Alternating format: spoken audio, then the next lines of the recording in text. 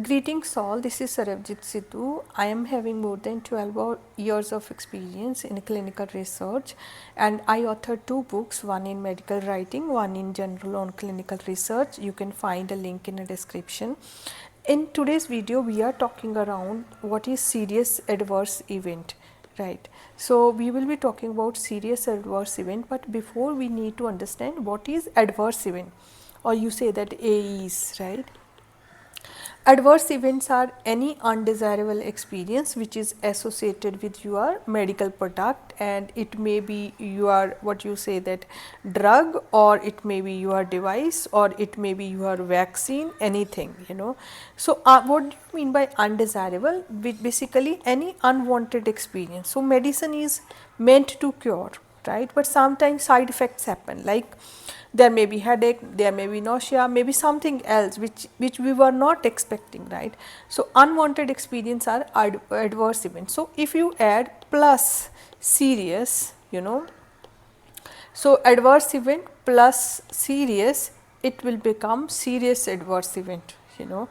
So, there is a definition of serious adverse event. There are by ICH, it is like 5 conditions, like if it is the very first is if the outcome is death, if serious adverse event is result into death, this is first thing, right. So, the outcome is death. Now, it may be associated with the drug, it may not be associated with the drug, right. So, the person died, it may be a natural death. You know, if the person is in a clinical research, it will be considered as a serious adverse event. Now the another is life threatening, you know. So, what we mean by life, second is life threatening. So, this will be the second condition of a serious adverse event. So, life threatening adverse experience is that if this condition continued, if this drug continued, if this device continued, this person can die as well. If they have not intervened, it is giving a threat to that person's life, and you know, if it continued, the person may die. Now, another third is, you know, it is hospitalization. And here are 2 conditions. One, it can be initial, like the first time patient has been hospitalized, and it can be prolonged. Prolonged means maybe person is already in the hospital for some reason, like maybe within 1 day or 2 days he was expected to discharge, but now he is there for 10 days. Something has happened, something has added to his condition, and now his condition has been deteriorated. So, it is like either the first initial hospitalization or it is prolonged, you know. This is the third type of serious adverse event.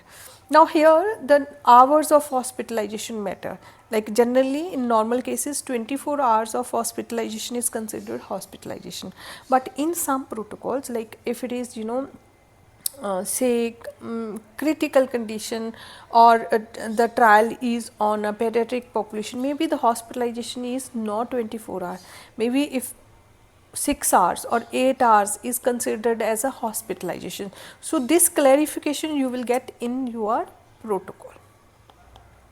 So, if the person has been hospitalized or is or already in hospital, but the duration has increased, this will be considered as an SAE, serious adverse event.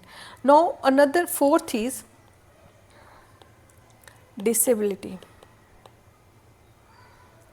So, the person's you know, you know, condition has deteriorated. Now, it is interfering their day to day activities. So, they have in a way has made him, that person, disabled. That maybe just you know, because of a medicinal product or some to other reasons. So, this disability will be the fourth SAE type. The fifth is your birth defects.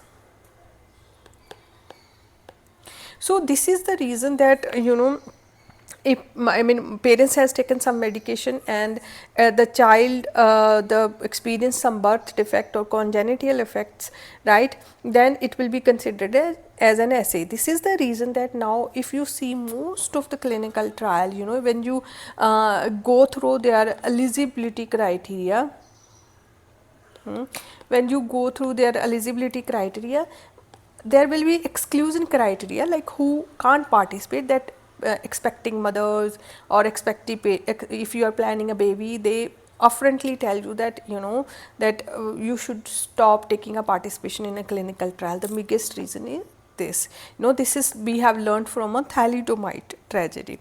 Now important here is another aspect is reporting timeline. Reporting timeline, like when you have to report the SAE. So if SAE happens, serious adverse event happen, so within 24 hours of its occurrence. So the principal investigator, because the site is the first place which will come to know about serious adverse event. So the principal investigator, the moment he come to know, like suppose by 5 p.m. today that investigator came to know, tomorrow till tomorrow's 5 p.m. he is having a time, right. So within 24 hours of his knowledge, he has to report to regulatory authority, initial report. Maybe he don't have all the information, but whatever the information, initial information, he has to send to regulatory authority. Now which regulatory authority? As per their applicability, like if it is in India, then your DCGI, right. If it is US, if it is your FDA, like that. And similarly ethics committee and sponsor, EC is important. So they have to send the report to ethics committee and sponsor. Now within 14 days, now this is initial report, they also have to make a final report, and it is again submitted to your regulatory body, ethics committee, head of institute, also sponsor as well, so sponsor and investigator, they make this final report and they send it to everyone, right. So I hope this information on SAEs, what are SAEs and what is the timeline to report these SAE is important, and you are able to understand. Thank you so much.